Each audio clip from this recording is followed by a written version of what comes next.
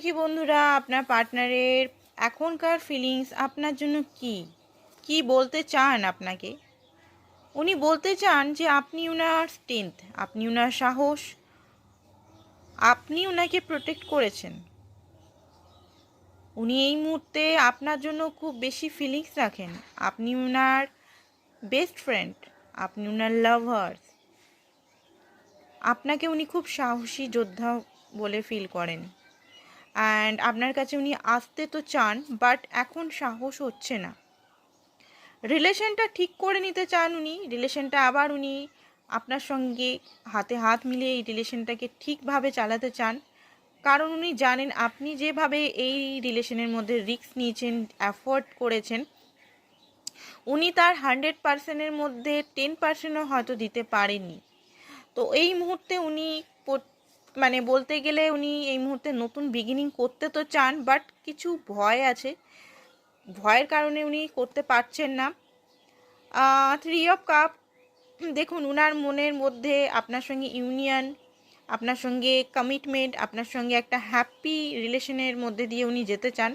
But যখনই ভাবছেন তখনই একটা স্টক, একটা ফিয়ার ওনার মধ্যে খুব বেশি প্রজেকশন হচ্ছে। অ্যান্ড দেখি নেক্সট কি ওনার মধ্যে আসছে।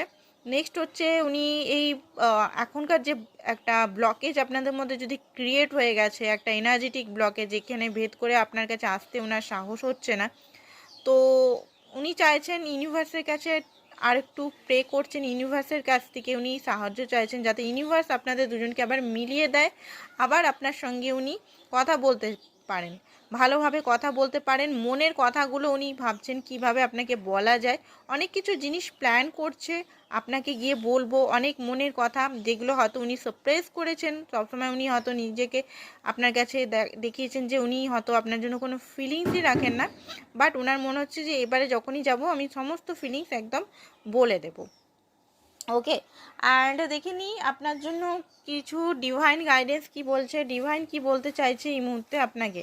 তো ডিভাইন বলছে যে আপনার যদি কোনো ফিয়ার থাকে, তো ফিয়ার, লোনলিনেস একাকিত্বর ফিয়ার থাকে, তো ফিয়ার থেকে একটু বেরাতে হবে আপনাকে দেখুন, আপনি যদি কোনো ব্যাড রিলেশনশিপে আছেন, কারণ আপনি একা না হন, তো এটার থেকে, এই ফিয়ারটা থেকে আপনাকে বেরাতে হবে।